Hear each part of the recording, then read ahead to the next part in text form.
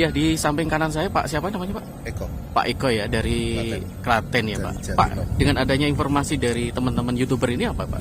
Manfaatnya yang dirasakan oleh masyarakat Pak? Sangat bermanfaat sekali ya, sangat bermanfaat sekali karena yang jelas tidak semua orang bisa. Kita bicara andai kan tidak ada konten-konten YouTube yang memuat masalah hal Merapi, aktivitas Merapi. Pada saat terjadi obrolan liar, opini publik itu kan obrolannya hanya sebatas katanya, Iya.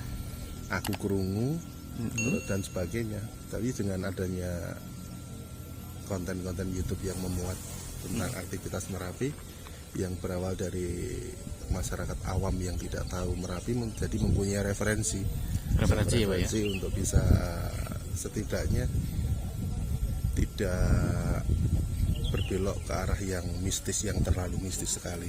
Iya, memang memang Merapi ini penuh dengan misteri ya. Iya. Misteri ini sebetulnya harus kita buka dari sisi ilmiah ya. Iya betul.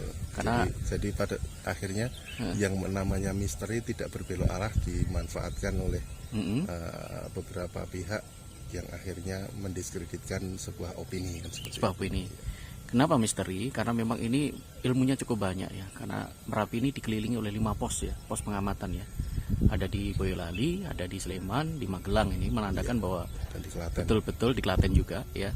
Betul-betul Merapi ini merupakan gunung berapi yang sangat aktif ya. Bahkan di dunia ya. Di dunia. Terus dari konten-konten YouTube ini apa yang kira-kira diambil dari sisi positifnya ya dari konten yang dibuat oleh teman-teman ini? Yang pertama paling minimal secara sains masyarakat awam yang kemarin dikatakan benar-benar awam menjadi tidak awam-awam banget. Ya. Terus yang kedua dari sisi keselamatan dan sebagainya, setidaknya bisa memberikan informasi yang lebih akurat, lebih detail daripada hanya dari telinga ke telinga, dari mulut ke mulut. Begitu ya Pak. Ya. Ngomong-ngomong Pak Eko, backgroundnya apa Pak? Saya swasta. Swasta ya. Swasta ya. Jadi mengamati erupsi ini sejak tahun berapa ini Pak? Saya hanya mengamati pada saat ada aktivitas-aktivitas yang di luar normalnya. Normalnya ya. Pada saat 2010 selalu mengikuti, mulai waspada 2 tahun yang lalu ya. Waspada 2 tahun yang lalu ya. Waspada itu sudah mulai mengikuti, apalagi sudah masuk ke siaga kemarin tanggal 5 November kalau nggak salah. Iya. November tahun kemarin itu selalu mengikuti ya. Cuman mengikutinya ya mengikuti sebatas keponya orang sekarang lah. Orang sekarang ya. Mengobati sebuah sebuah rasa penasaran. Ya. Oke, bicara soal Merapi, tentunya Merapi ini penuh dengan sains ya, penuh dengan ilmu, penuh dengan yang intinya bahwa kita ini kita bicara dengan ibarat kalau dalam bahasa agama ini kan kuliah kauniyah ya, kuliah alam semesta. Tuhan menciptakan gunung, ini kan sebagai salah satunya adalah sebagai pakunya bumi ya. Dan juga dari sisi keberkahan ini luar biasa Merapi ini berkahnya ya. Ada material ya. Memberikan berapa juta orang yang terpapar aspek ekonominya. Jutaan loh, bukan lagi ribuan ya, jutaan ya. Wisata ya, kalau di Klaten itu ada Manis Renggo ya, tentunya view-nya menarik ya. Di Boyolali itu ada New Selo ya, yang terus di Magelang itu cukup banyak ya. Ada Ketep ya, ada Serumbung, ada pos Babatan, apalagi di Jogja. Wah, Jogja luar biasa. Jadi Merapi ini jangan dianggap misterinya saja ya, jangan kita bicara soal misterinya saja. Tapi keberkahannya dahsyat sekali. Inilah anugerah dari Tuhan ya, cipta alam ini untuk memberikan rezeki yang tak terkira dan tak terkira selamanya ya. Ya, terima kasih Pak Eko ya. Semoga informasi ini memberikan manfaat untuk kita semuanya. Kita berharap bahwa erupsi pada tahun 2021 ini tetap aman ya, Kalau memang ada rekomendasi untuk kita menyingkir ya, menyingkir bukan berarti kita takut, enggak, karena memang kita harus patuh ya, tanda-tanda alam ya, kita akan patuh itu. Tentunya ini rekomendasinya tetap dari Badan Penanggulangan Bencana Daerah, Betul. Setelah mendapat rekomendasi dari BPPTKG Yogyakarta. Ya, demikian pemirsa, terima kasih telah menonton channel ini.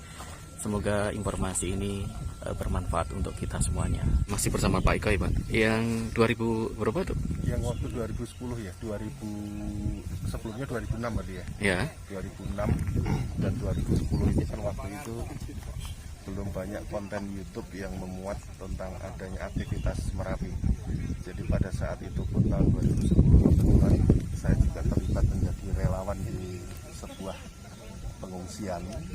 Itu pun kami sangat blank sekali. Jadi seperti apa Merapi, kami hanya mengandalkan visual langsung tentang aktivitas Merapi. Jadi akhirnya pada saat itu pun kami juga tidak bisa memberikan informasi lebih pada saat ada sebuah pertanyaan, ada sebuah kekhawatiran, bahkan kekhawatiran yang berlebihan itu pun tidak bisa kami tepis.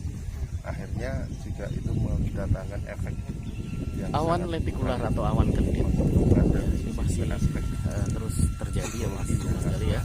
ketakutan yang berlebihan tanpa ada pencerahan. Bisa melihat sekarang Bicara tentang manfaat dari adanya konten-konten YouTube yang sekarang kawah ya. itu sangat luar biasa sekali. Luar biasa informasinya Pak. Asal tidak bombastis ya Pak ya, menyampaikan ya, menyampaikan apa adanya ya. Normatif saja. Normatif saja. Yang sejauh seperti saya juga berusaha untuk melihat ya data empirik ya yang ada di lapangan ya. Iya. Karena memang saya juga tidak punya latar belakang vulkanologi ya. Betul, ya. Latar belakang saya adalah ilmu humaniora. Iya, betul. Ya, dia ilmu tentang manusia. Iya. Ya. Jadi memang akhirnya kalau bicara titik simpulnya adalah ada sebuah progres yang meningkat dari sisi sains, dari sisi psikologis dari masyarakat banyak tentang bahaya Merapi, tentang aspek bukan aspek negatif ya, bukan, tetapi dampak dari adanya aktivitas Merapi ini akhirnya sangat terbantu sekali dengan adanya konten-konten YouTube yang sekarang hampir tiap hari update, mungkin bahkan tiap jam ya. Tiap jam ya. Update ya. Saya juga sehari kadang sampai 5 ya, sampai 5-4 itu kan perkembangan apa yang terjadi ya. Saya coba untuk memberikan yang terbaik tentunya ya, dengan visual yang terbaik ya. Dan saya selama ini menggunakan kamera handphone ya. Jadi kamera handphone pun juga bisa untuk memantau ya. Saya menggunakan kamera handphone Oppo Reno 4 ya. Nyebut merek juga. Tidak apa-apa ya, karena memang banyak sekali ya. Jadi kalau ingin mantu ya silahkan, yang penting bisa motret lah ya, bisa untuk ngambil gambar itu ya.